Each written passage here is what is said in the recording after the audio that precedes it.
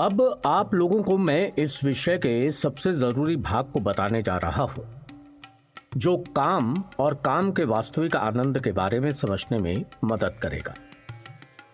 काम आनंद क्या है गुरुजी? कैसा सवाल पूछते हो केदार? ये तो किसी को भी पता होगा।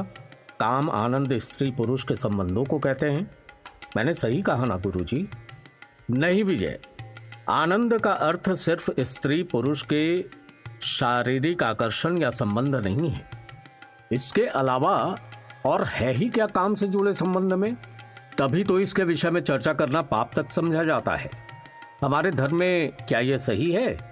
हमारे आसपास और समाज में कम ही लोग ऐसे हैं जो सहवास यानी स्त्री पुरुष के शारीरिक विषय में खुलकर बातें करते हैं। लेकिन क्या तुम में से किसी ने कभी सोचा है कि यदि हिंदू धर्म सहवास का विरोधी होता या इसे गलत नजरिए से देखता, तो क्या हिंदू धर्म के मूल सिद्धांत धर्म, अर्थ, काम और मोक्ष में काम को शामिल किया जाता?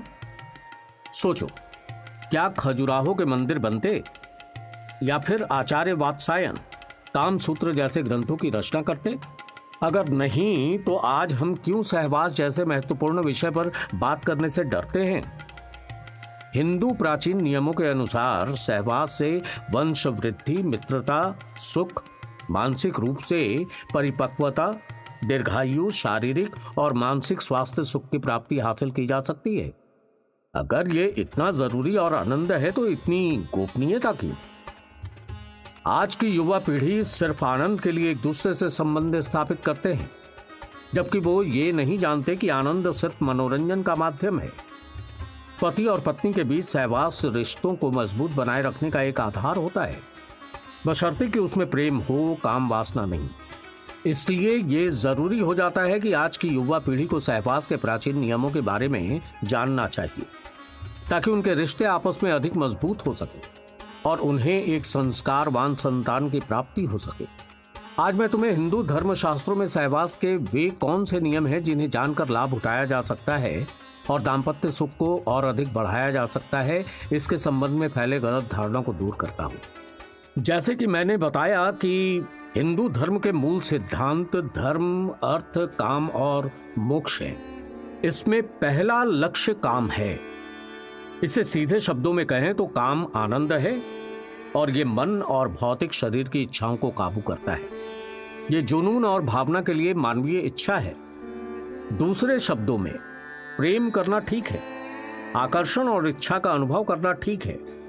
वास्तव में हिंदुओं के प्रेम के देवता का नाम वास्तव में काम है। काम या आनंद एक लक्ष्य है, लेकिन जीवन का एकमात्र लक्ष्य ही नहीं है। इस बात को हर कोई नहीं समझ पाता है। आध्यात्मिक रूप से परिपक्व इंसान ये महसूस करेगा कि यह जीवन का अंत नहीं है। प्रयास करने के लिए और भी बहुत कुछ है। काम एक सीढ़ी की तरह है जो हमें हमारे अगले लक्ष्य तक ले जाता है। जैसा कि हमने अभी तक समझा, कामदेव को काम और प्रेम के लिए प्रकट किया गया था, और अभी जैसा कि आपने बताया, इससे तो यही समझ में आया कि कामदेव का संबंध काम के अलावा व्यक्तिगत संबंध से भी हो सकता है। बिल्कुल ठीक कहा तुमने केदार। भारतीय संस्कृति में काम को अत्यंत महत्वपूर्ण स्थान दिया गया है, जो कि सहवास से ऊपर व्यक्तिगत संबंध को भी दिखाता है। यही कारण है कि विष्णु शिव के अतिरिक्त काम के देवता कामदेव को भी यहाँ पूजनीय माना गया है। पुरातन ग्रंथों में कामदेव की महिमा से असंख्य पन्ने भरे पड़े हैं, और वर्तमान में भी प्रेम प्राप्ति और प्रेम प्रेमिका के संबंध को मधुरमय बनाने तथा पति पत्नी के दाम्पत्य संबंध को प्रेममयी बनाए रखने के लिए कामदेव के पूजन की प्रथा है। पुरातन काल से ही भारत में काम को निकृष्ट नहीं मानकर दैवी रूप प्रदान कर उसे कामदेव के रूप में मान्यता दी गई है। यदि काम इतना विकृत होता तो भगवान शिव अपनी क्रोधाग्नि में काम को भस्म करने के बाद उसे अनंग रूप में पुनः क्यों जीवित करते? इसका अर्थ यह है कि काम का साहचर्य उत्सव मनाने योग्य है। जब तक वो मर्यादा में रहता है उसे भगवान की विभूति माना जाता है, लेकिन जब और जैसे ही वो मर्यादा छोड़ देता है तो आत्मघाती बन जाता है।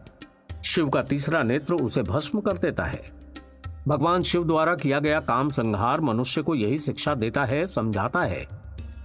गुरुजी, काम की अति बुरी भी है, यही मतलब हुआ ना? हाँ, और काम क्रिया में लीन हुए बिना कामदेव की भूमिका भी अलग है।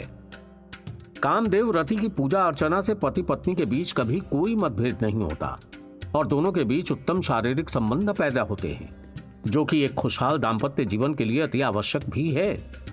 मान्यता अनुसार कामदेव की पत्नी के पूजन व उनका ध्यान किए गए ओम ऐं ह्रीं क्लीं चामुंडाय विच्चे मंत्र के लगातार 21 दिनों तक एक माला अर्थात 108 बार जप से पति पत्नी के बीच की समस्त प्रकार की दूरियां व नोक झोंक समाप्त हो जाती हैं और दोनों में नजदीकियां बढ़ जाती हैं।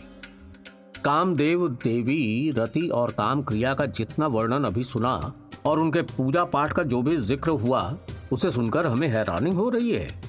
कैसी हैरानी? यही कि हमने कभी सार्वजनिक तौर पर इस तरह के किसी भी अनुष्ठान या पूजा के बारे में नहीं सुना, कामदेव की भूमिका के बारे में नहीं जाना। वेदों, उपनिषदों, पुराणों में काम के लिए सहज का एक भाव पाया जाता है। संपूर्ण पुरातन भारतीय साहित्य काम की सत्ता को स्वीकार करता है और जीवन में काम की महत्वपूर्ण भूमिका को मानकर जीवन जीने की सलाह देता है। पुरातन ग्रंथों के अध्ययन से इस सत्य का पता चलता है कि प्राचीन काल में वसंत पंचमी का दिन मदनोत्सव और बसंतोत्सव के रूप में मनाया जाता था। इस दिन स्त्रियां अपने पति की पूजा कामदेव के रूप में करती थी। बसंत पंचमी के दिन ही कामदेव और रति ने पहली बार मानव हृदय में प्रेम एवं आकर्षण का संचार किया था और तभी से यह दिन बसंतोत्सव तथा मदनोत्सव के रूप में मनाया जाने लगा। आनंद उल्लास के इस उत्सव को मदनोत्सव, बसंतोत्सव, कामदेवोत्सव, कौमुदी महोत्सव और शरदोत्सव जैसे नामों से पुरातन साहित्य में लिखा गया है और इसमें काम और रति की पूजा का विधान है। कालिदास इसे ऋतु उत्सव भी कहते हैं। मदनोत्सव का अधिष्ठाता कामदेव को भारतीय शास्त्रों में प्रेम और काम का देवता माना गया है। कामदेव को भारतीय सभ्यता संस्कृति में एक महत्वपूर्ण स्थान प्राप्त है तथा उन्हें भारतीय पुरातन ग्रंथों में प्रेम का देवता माना गया है और अत्यंत प्राचीन काल से भारत में कामदेव की पूजा अर्चना भी होती है। गुरुजी, काम को करके इंसान का क्या भला है? जिस तरीके से पूजा पाठ करने से, धार्मिक अनुष्ठान करने से मोक्ष मिलता है, मुक्ति मिलती है, मनुष्य को संतुष्टि मिलती है, उसी तरीके से क्या काम को करने से भी मोक्ष या संतुष्टि पाई जा सकती है? अगर ये इतना जरूरी होता है जीवन का, तो इससे फायदा होना चाहिए। बिल्कुल, काम अपने आप में संतुष्टि का ही तो भाव है। मैंने तुम्हें काम के विषय में जो कुछ भी बताया उसे तुम्हें इतना तो समझ में आया होगा कि काम को करने से एक सुख प्राप्त होता है, वही सुख संतुष्टि कहलाती है। काम को करने से मोक्ष का अनुभव भी होता है। तुम्हें साधारण शब्दों में समझाऊं तो वो इस तरीके से होगा। कोणार्क, पुरी, खजुराहो, इन मंदिरों की दीवारों पर मैथुन मूर्तियां हैं। इन मूर्तियों का संदेश है कि संसार मैथुनमय है। संसार में मनमथ भाव की प्रधानता है, ये आनंद देती है। हिंदू धर्म में काम को देवता ही बना दिया गया है। धर्म के अनुसार काम करते हुए अर्थोपार्जन और कामोपभोग के बाद मोक्ष प्राप्ति के लिए प्रयत्नशील होने की अवस्था आती है। प्राचीन हिंदू परंपरा के कई ग्रंथों में भी काम के प्रति अनेक प्रकार के तथ्यों के दर्शन होते हैं। अगले एपिसोड में हम बात करेंगे कामसूत्र की परिभाषा के बारे में। इसे सुनने के लिए सुनते रहिए कुकू FM।